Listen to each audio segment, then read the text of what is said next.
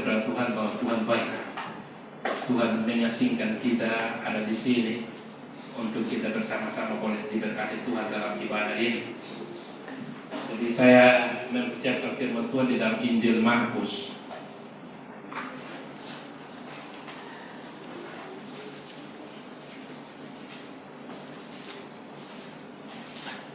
Markus pasalnya yang kedua.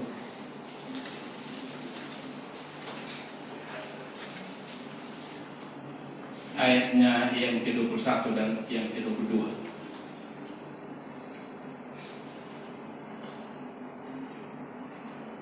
Markus pasal yang kedua ayat 21 dan ayatnya yang ke-22.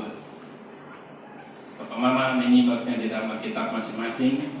Saya akan membacakannya bagi kita dengan perikop atau tema yang ada di dalam kitab hal berpuasa.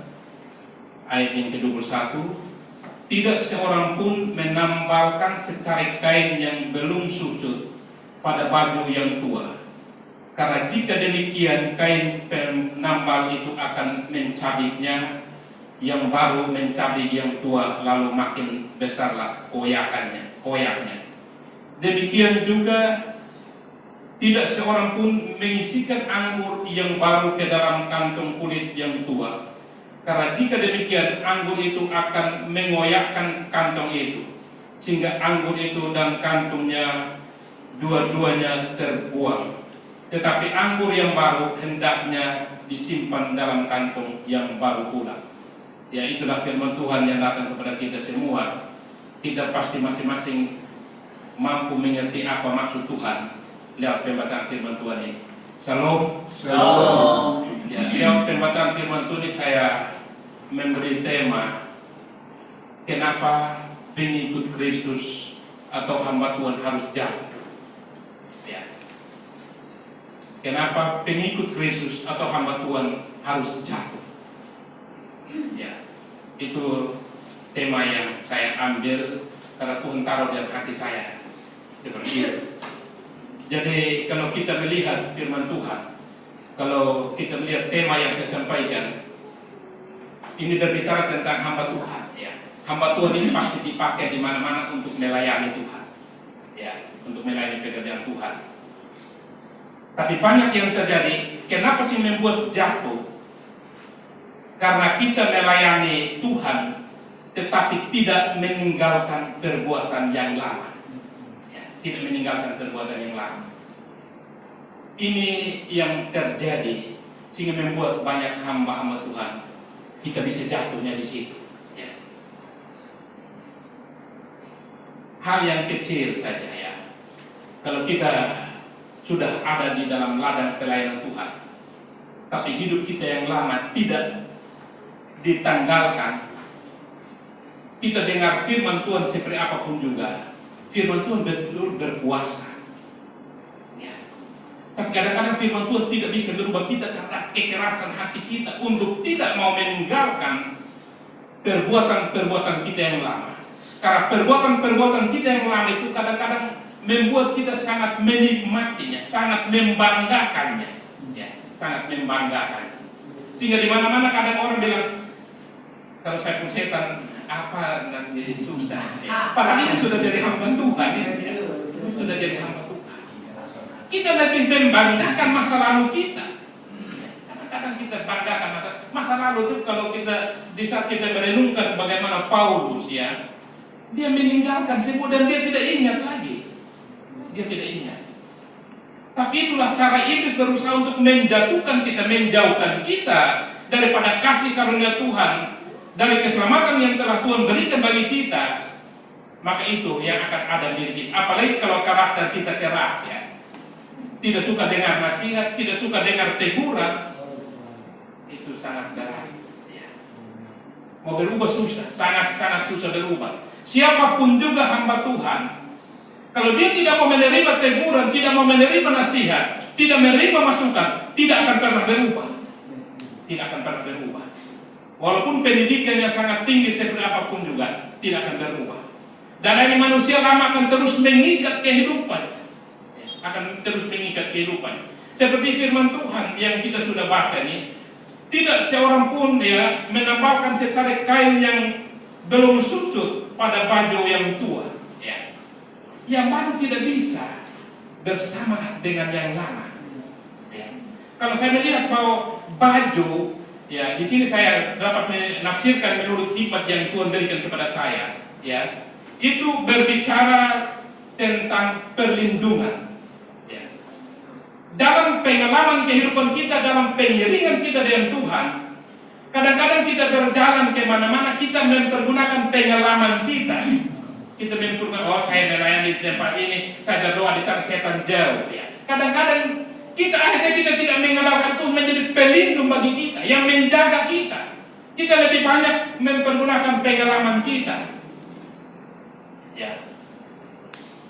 Akhirnya kadang-kadang kita babak belur, ya. Walaupun ada medan pelayanan, seperti terjadi di mana-mana, kadang-kadang ya anak altar di satu apa, kadang-kadang kita kembali melayani di saat sudah ada di dalam pelayanan, kita kembali melayani mereka. Ada nih yang seperti cengkraman dan lain sebagainya. Ya. Itu karena apa? Pergi melayani Tuhan dengan keadaan yang lama, karena hanya mau ikut-ikut saja. Kalau pekerjaan Tuhan hanya mau ikut-ikut saja, tidak mempersiapkan diri, itu berat. Ya. Karena ini peperangan roh, bukan peperangan antara manusia dan manusia satu lawan satu.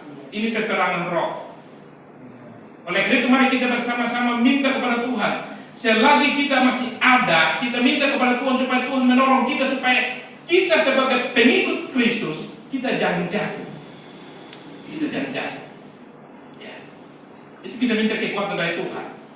Kalau kita mempergunakan kekuatan kita sendiri, pasti kita akan jatuh. Kita pasti jatuh. Kita mempergunakan hikmat kita sendiri, pasti kita akan jatuh. Ya. Oleh karena itu mari kita minta Tuhan supaya Tuhan menolong kita. Di saat kita melayani Tuhan, mari kita minta perlindungan Tuhan melindungi kita, ya. Dalam hal apapun juga, Tuhan terus melindungi kita. Tuhan terus menjaga kita. Tuhan terus menjadi gembala bagi kita. Yang akan terus menuntun kita, membawa kita kepada kehendaknya. Kalau Tuhan membawa kita kepada kehendaknya, goncangan apapun juga tidak mampu menggoyahkan iman percaya kita. Tidak mampu membuat kita untuk mundur, tapi kita akan terus maju walaupun berjalan dengan sangat tertatih-tatih. Ya. Tapi Tuhan akan melihat usaha kita, ya. Usaha kita. Kalau seperti tadi kakak bersaksi, ya, Tuhan kadang memberikan kita hikmat, tapi kadang kita tidak mempergunakan hikmat yang ada. Karena kita tidak melihat keadaan kita seperti ini, kadang-kadang kita begini, akhirnya kita sendiri yang mengalami. Kita pengiringan kita kadang seperti itu. Karena Tuhan sudah kasih kita hikmat, atau Tuhan sudah bicara ya seperti kata dokter, ya Tuhan sudah bicara, tapi kadang tidak mau deh, kadang kita mengeraskan hati kita ini, kadang membuat kita mengalami hal.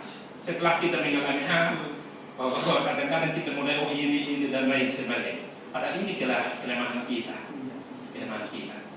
Jadi dalam pengiringan kita dan Tuhan, hal yang pertama itu mari kita minta Tuhan supaya Tuhan menolong kita. Supaya benar-benar kita meninggalkan perbuatan kita yang lama, menanggalkan seperti Paulus, ya. Paulus ini seorang hamba Tuhan yang sangat rasul, yang sangat luar biasa.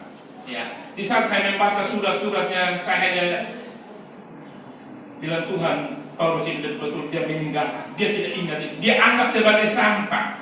Ya.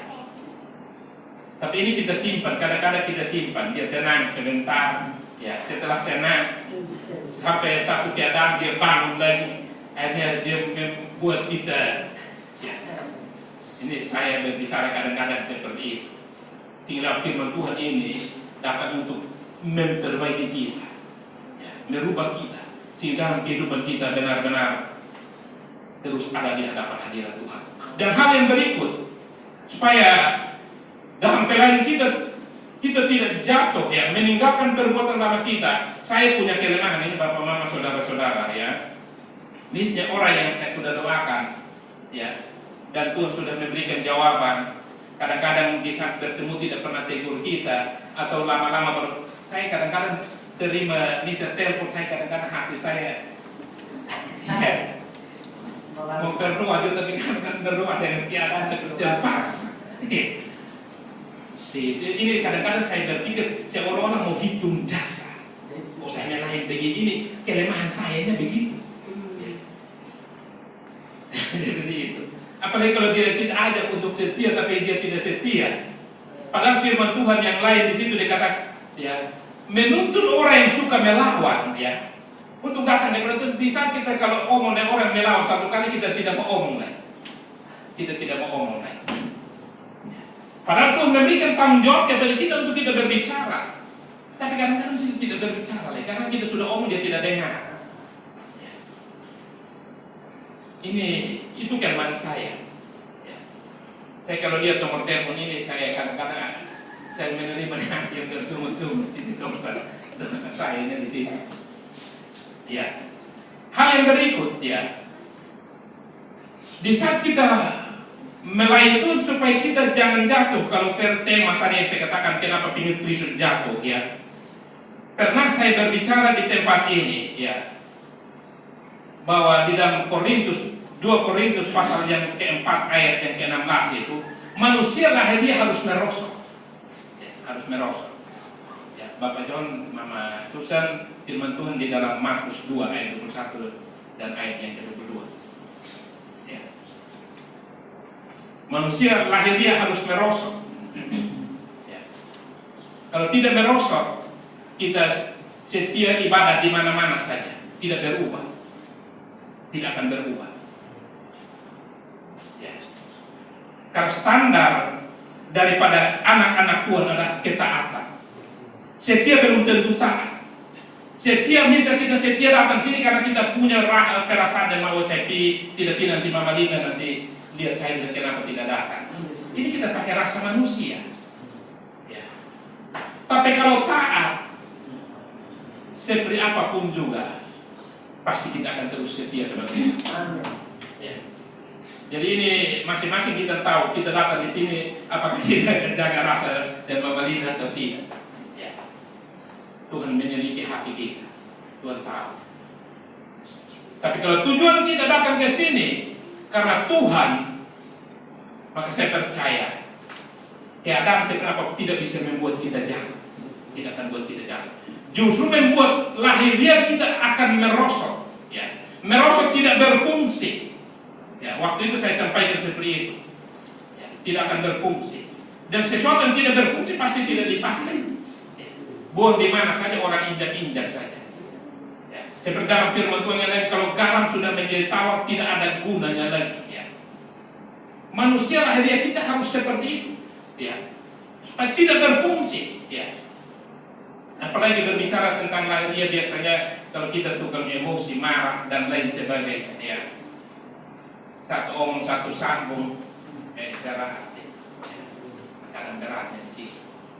Kalau kita mampu menguasai diri bisa, tapi kalau tidak dia omong satu kata, kita satu kata, dan ini api semakin bernyala dan semakin bernyala, semakin bernyala. Kalau api semakin besar yang terjadi pasti ada kebakaran, akan terjadi kebakaran. Ini yang harus kita lihat bersama-sama, ya. Sehingga betul-betul dalam pengiringan kita dengan Tuhan. Seperti tadi waktu percakapan belum mulai dan Kak Regan bilang, Kak Regan berbicara bahwa di saat Tuhan datang akan bertanya adakah iman di bumi, ya. Adakah iman di bumi, ya. Jadi hal yang kedua, kita melayani Tuhan, marilah kita betul-betul manusia lahirnya kita merosot. Tidak berfungsi, tapi yang harus kita fungsikan adalah manusia rohani kita, batinnya kita, ya. Kita memikirkan perkara-perkara di atas, bukan perkara-perkara di bumi, ya. Karena perkara di bumi hari ini ada, tapi besok tidak ada, ya. Kita bisa berusaha untuk dapat sesuatu. Contoh tentang hal-hal kesehatan, kita memang sangat membutuhkan kesehatan, tapi lewat kadang-kadang kita mempergunakan ini menjaga kesehatan sangat luar biasa. Akhirnya kadang tidak pergi gereja, takut dan apalagi keadaannya kita sudah. Sekarang kita bersyukur sudah sedikit aman. Ya, SOP sudah keluar. Ya. Jadi mari kita bersama-sama minta Tuhan. Kita menjaga seperti apapun juga hanya sementara di bumi ini saja.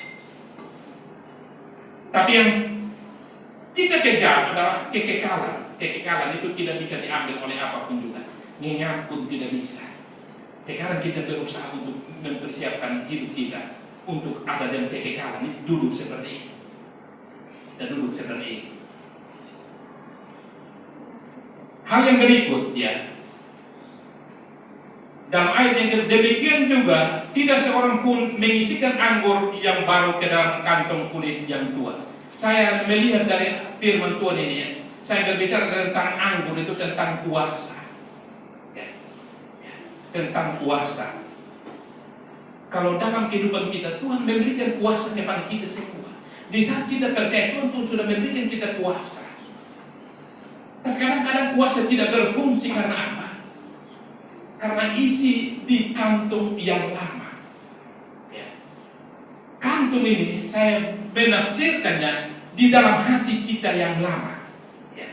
Kalau hati kita lama, hati kita tidak diperbaharui, maka kuasa Tuhan tidak bekerja secara sempurna ya. Padahal kuasa Tuhan sempurna, tapi kuasa Tuhan tidak bisa bekerja dengan sempurna di dalam diri kita ya. Padahal Tuhan sudah berjanji, di saat Tuhan pilih kita, Tuhan tetapkan kita, Tuhan utus kita, Tuhan taruh kuasa. Sehingga kita meletakkan tangan di orang sakit bisa sembuh. Kita berdoa untuk setan lari, dan banyak hal yang terjadi seperti itu. Tapi menjadi pertanyaan, apakah itu kuasa itu terjadi dalam diri kita?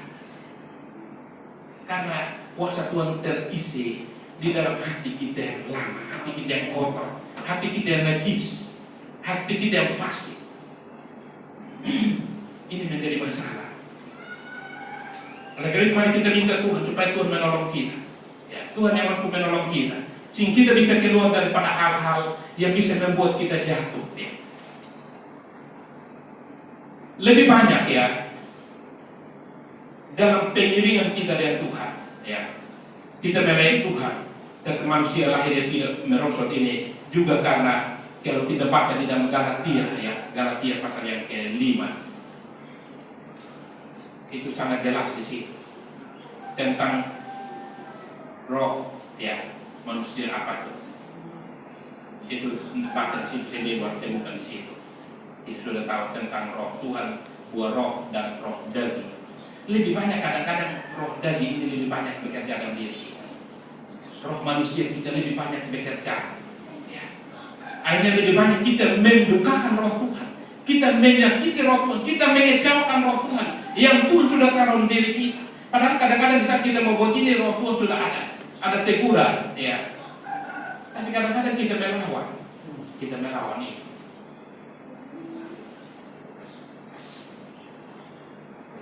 Jadi mari kita minta Tuhan ya, supaya Tuhan menolong kita.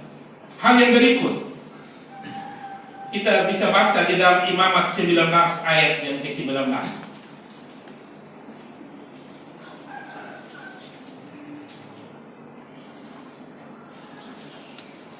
Imamat 19 ayat yang ke-19. Imamat 19 ayat yang ke-19. Kamu harus berpegang kepada ketetapanku. Janganlah kawinkan dua jenis ternak, dan janganlah taburi ladangmu dengan dua jenis benih, dan janganlah pakai pakaian yang dibuat daripada dua jenis kain. Ya. Itu firman Tuhan itu berbicara tentang kekudusan. Kekudusan. Untuk menjaga kekudusan ini memang perjuangan sangat berat. Kita berdoa di sini kita kudus, tapi saat kita keluar kadang-kadang kita tidak kudus lagi. Apalagi kita biasa bawa kendaraan ya. Saya pernah omong, kita yang membawa kendaraan kita keluar, kita berdoa Tuhan jaga lindungi dalam perjalanan, tapi di saat ada di jalan orang kadang datang serempet kita dan lain sebagainya. Di saat itu yang keluar dari mulut kita buat kata ber, tidak kata ber, tapi kata yang kita ucapkan kata yang kotor ya. Apalagi kalau sudah biasa, tidak menjaga kekudusan lagi ya. Karena dalam firman Tuhan, kalau kita ada kekudusan maka kita bisa melihat Tuhan. Dan di saat kalau kita tidak kudus, lewat ucapan-ucapan yang tidak benar, maka yang terjadi orang lihat kita muka seperti apa. Kadang-kadang orang kalau sudah marah dan omong itu bilang coba lihat muka di cermin, muka seperti apa. ada gambaran, ya, ada gambaran. Roman juga kita berubah, ya. Di saat berubah ke dalam keadaan sukacita, berubah ke dalam keadaan yang tidak. Itu ada perbedaannya di situ. Ya. Menjaga kekudusan kita. Dan dalam firman Tuhan yang lain, ya, satu mata air tidak bisa menghasilkan dua rasa, pahit dan manis, tidak. Tapi dari mulut kita menghasilkan dua. Kadang-kadang untuk omong hamba Tuhan, kadang-kadang omong tidak pernah kekang mulut ini, jangan mulut ini. Karena dalam firman Tuhan kita sudah tahu, dari perkataan kita mempertanggungjawabkan perkataan kita. Hanya kata saja mempertanggungjawabkan, apalagi perbuatan lagi. Tapi lebih banyak kasaliaunya di dalam perkataan-perkataan kita. Kita omong kalau sudah panas, apalagi dalam debat tentang Tuhan punya, kalau panas, omong kadang orang tidak jaga mulut. Omong dalam emosi. Omong dalam emosi. Karena omong dalam emosi itu bukan Tuhan punya, tapi setan masuk. Setan masuk dalam hati. Kalau setan itu masuk dalam hati, dia pun kerjanya hanya mencuri, membunuh, dan binasakan kita, menjauhkan kita. Akhirnya kita satu marah satu. Di saat kita satu marah satu, yang tadi setan sudah dapat temannya tadi. Ini kita berusaha, ya, anak-anak Tuhan kita terus berusaha supaya dalam kehidupan kita benar-benar kita minta Tuhan terus memberkati kita, ya. Karena di dalam kehidupan anak-anak Tuhan, ya, kita harus selalu memberi diri kita didamaikan dengan Tuhan. Ya. Itu di dalam 2 Korintus pasal yang kelima. Dibaca di situ baru temukan situ. Berilah dirimu didamaikan dengan Allah lewat perantaraan saudara-saudara kita yang lain. Tapi seperti tadi saya katakan di awal bahwa kadang-kadang orang kalau tidak mau menerima nasihat, tidak mau menerima teguran, masukan, maka saya percaya bahwa diri tidak bisa diberi untuk didamaikan dengan Tuhan. Seperti itu. Jadi mari kita bersama-sama minta kepada Tuhan supaya Tuhan menolong kita. Saya ngomong tidak panjang, ya, singkat. Mari kita minta kepada Tuhan supaya Tuhan menolong kita, sehingga dalam pengiringan kita dengan Tuhan, Tuhan meneguhkan kita, sehingga seperti tema yang saya angkat, ya, kenapa pengikut Kristus atau hamba Tuhan jatuh. Hal-hal yang saya sampaikan, yang saya sudah uraikan ini, kita minta Tuhan supaya Tuhan menolong kita, sehingga dalam pengiringan kita dengan Tuhan, hati kita jaga, ya, kehidupan kita, khususnya dalam setiap pelayanan-pelayanan, kita harus terus mengandalkan Tuhan. Karena di dalam firman Tuhan yang lain kadang-kadang ibadah, ya, bisa kalau kita ibadah, kadang-kadang Tuhan tidak kehendaki ada di sana. Ya, di saat saya baca firman Tuhan, ini apa maksud ini? Kadang-kadang seperti ini. Karena ada ibadah yang Tuhan kehendaki, ada ibadah yang Tuhan tidak kehendaki. Ya. Ibadah yang Tuhan kehendaki, ibadah yang murni, yang tulus, ya. Seperti dalam firman Tuhan yang nasihat itu harus dengan tulus dan ikhtiar, murni. Tapi ada yang tidak. Ya. Seperti Yudas, ya. Di saat dia melihat perempuan meminyaki kaki Yesus dengan minyak yang mahal, Yudas berbicara, ya. Kenapa harus pemborosan seperti itu? Tujuan nasihatnya kita lihat secara sepintas seolah-olah rohani, tapi tujuannya tidak rohani. Tujuannya tidak rohani. Karena apa? Karakter Yudas kita tahu seperti apa. Jadi mari kita bersama-sama minta Tuhan. Saya menutup firman Tuhan. Mari kita bersama-sama minta kepada Tuhan supaya Tuhan menolong kita. Supaya biarlah apa yang Paulus alami dalam kehidupannya, dia meninggalkan apa yang sudah ada di belakangnya. Mari kita minta Tuhan supaya kita juga bisa melakukan seperti itu. Ini memang berat, karena hidup setiap hari kita mengalami banyak hal yang kadang-kadang tidak bisa membuat kita. Tapi kita minta Tuhan supaya benar-benar kita bisa masuk dalam rencana Tuhan, dalam target Tuhan. Ya. Kalau kita masuk dalam target Tuhan, dalam rencana Tuhan, dalam rencananya, maka keselamatan pasti kita sudah kita terima. Keselamatan Tuhan sudah siapkan bagi kita. Tapi sekarang kita mengerjakan, ya, kita mengerjakan. Oleh karena itu, mari